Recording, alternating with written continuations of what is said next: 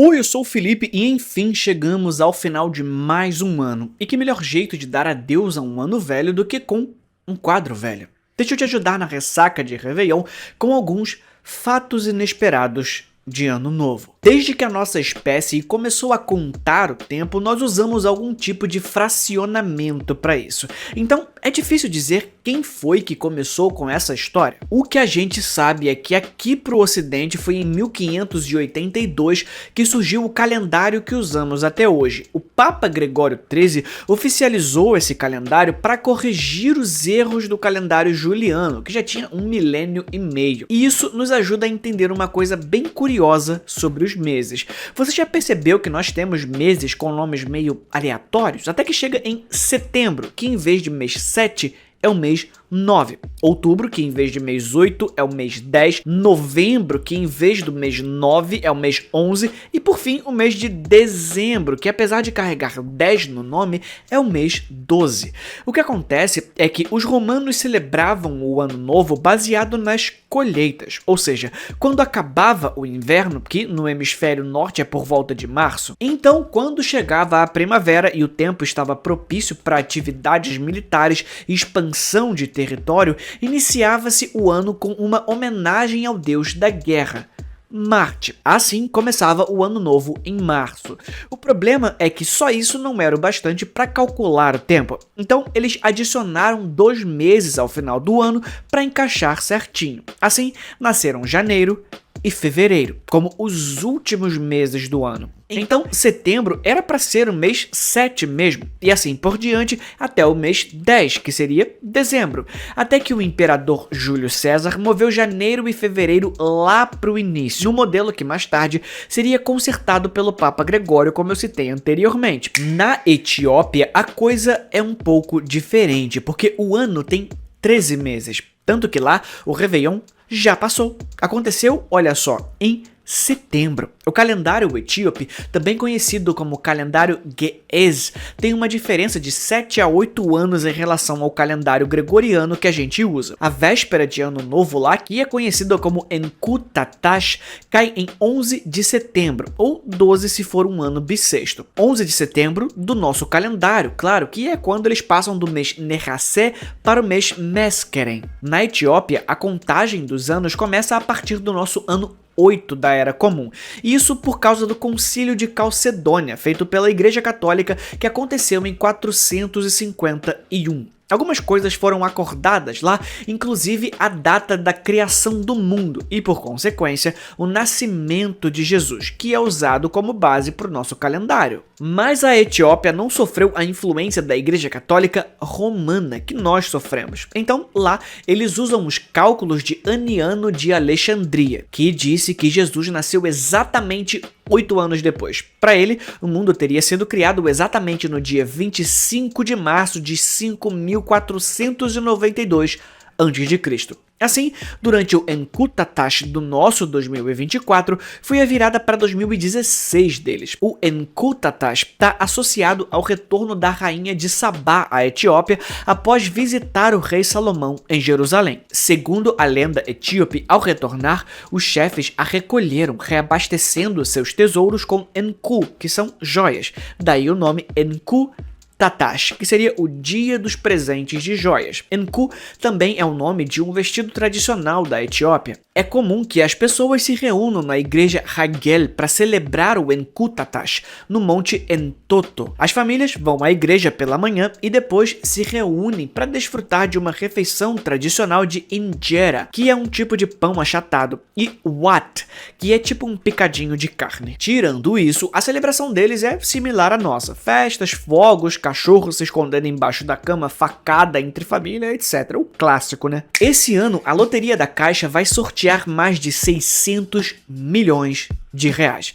E você sabia que com a Mega da Virada você poderia comprar 2 viradas?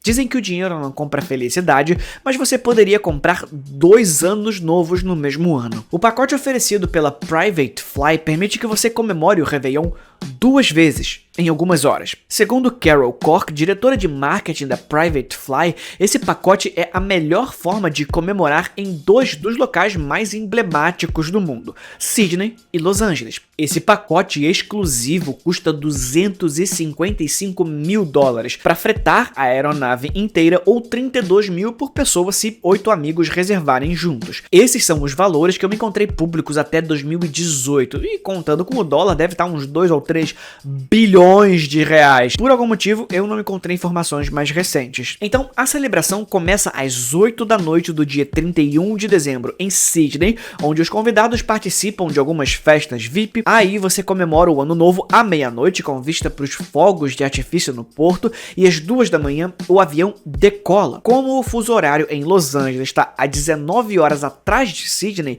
e a viagem demora 13, o jato particular permite que você viaje no tempo. O avião, que decolou às 2 da manhã do dia 1 de janeiro, pousa em Los Angeles às 8h30 da noite do dia 31 de dezembro, dando a você a chance de experimentar um Réveillon de novo. O Ano Novo costuma ser uma época de comemorações, pelo menos nos tempos atuais. Se você fosse uma pessoa escravizada nos Estados Unidos no século XIX, você não teria nada para comemorar.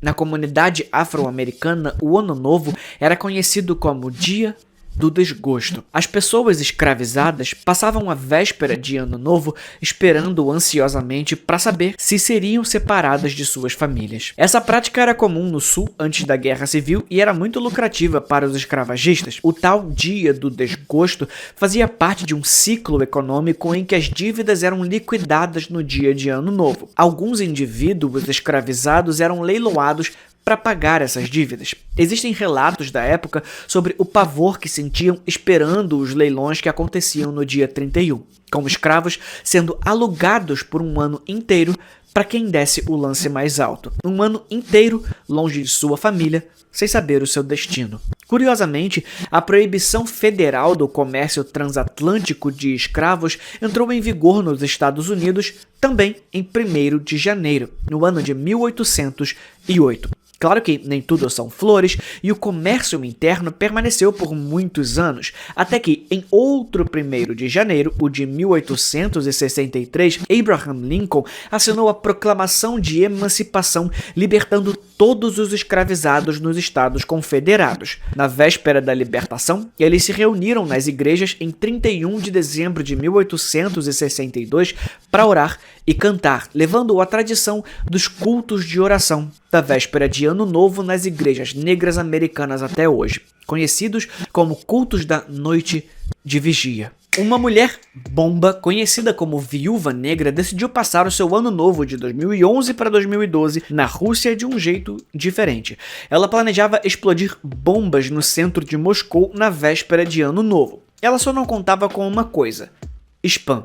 A mulher estava em uma casa em Moscou com outros 2 homem-bomba quando o incidente ocorreu. Grupos terroristas islâmicos na Rússia costumam usar telefones celulares como detonadores, onde alguém à distância envia uma mensagem de texto que ativa os explosivos. Por isso, os telefones normalmente são mantidos desligados até o último momento. Só que Zeinat Suyunova, de 24 anos, acabou ligando o celular cedo demais. Uma mensagem de spam desejando feliz ano novo chegou no celular e os explosivos detonaram dentro da casa. A mulher morreu e o seu marido acabou preso por envolvimento nesse grupo extremista que provavelmente tinha ligações com a Al-Qaeda. Kanbari Nyudo é uma estranha criatura do folclore japonês que aparece em banheiros na véspera de Ano Novo. Parece um monge vestindo um manto e com um corte de cabelo bizarro. Seu corpo é peludo e ele sopra um pássaro cuco pela boca. Como só sai uma vez por ano, as pessoas não sabem muito sobre ele. Existem diferentes histórias sobre o que o Kanbari Nyudo faz de verdade. A versão mais conhecida é a de que ele fica pendurado nos banheiros na véspera de Ano Novo e te espia. Cagando. Sério mesmo. Depois disso, coisas diferentes acontecem dependendo de onde você está. Geralmente, essa criatura traz azar para o próximo ano. Em histórias mais recentes, o Kanbari Nyudo pode tentar tocar ou lamber a pessoa no vaso sanitário. Às vezes, causa até prisão de ventre em quem o vê. A origem do Kanbari Nyudo é um pouco confusa. De acordo com algumas fontes, é a adaptação de um deus chinês dos banheiros chamado Kakuto. Mas Kakuto não era exatamente um deus chinês. Na verdade, foi um general do século XV. A ligação com o cuco que ele sopra sim veio da China, onde ouvir um cuco enquanto está no banheiro era considerado sinal de azar. Quando isso acontecia, as pessoas acreditavam que tinham que latir como um cachorro para quebrar a maldição. Em outras versões da lenda, se você entrar em um banheiro externo na véspera de Ano Novo entre 1 da manhã e 3 da manhã e recitar Kanbari Nyudo 3 vezes e olhar para dentro do buraco, uma cabeça humana pode aparecer. Se você pegar aquela cabeça, colocá-la no seu braço esquerdo e depois tirar, ela pode se transformar em uma moeda de ouro. Então, se nesse Réveillon apareceu uma cabeça de fantasma no seu vaso sanitário, fica aí a dica, sei lá. E para finalizar o vídeo de hoje, vamos falar sobre o Brad Pitt.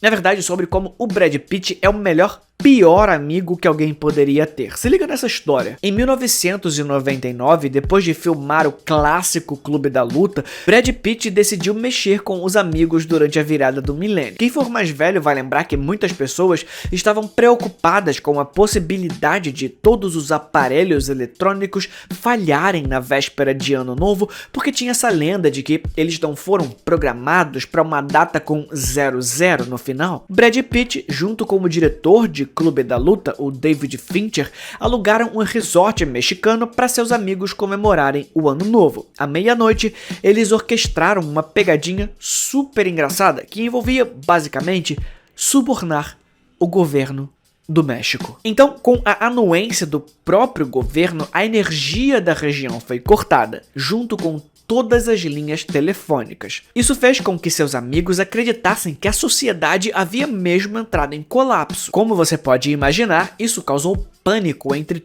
todos os convidados e na população também. Mas a parte bizarra mesmo vem agora. Soldados armados com varas AK-47 invadiram e prenderam um dos amigos de Brad Pitt sob acusações de estar traficando drogas. A melhor parte da história, segundo o Brad Pitt, foi quando a noiva desse amigo chorava desesperadamente enquanto ele era levado embora pelos policiais sem saber se ele ia voltar. Realmente hilário. Das poucas vezes que ele contou essa história publicamente, ele nunca finalizou. Então, não sabemos se ele só soltou um "It's a prank, bro", que traduzindo para o nosso português seria um "é uma pegadinha hardcore, carai". A única certeza que nós temos é que, com um amigo como o Brad Pitt, quem precisa de inimigos? E enfim, acabou. Eu vou dar uma pausa por aqui no canal e vídeo agora, rapaziada. Só no que vem, hein? Tá, desculpa por isso, tá? A gente se vê na próxima. Fui.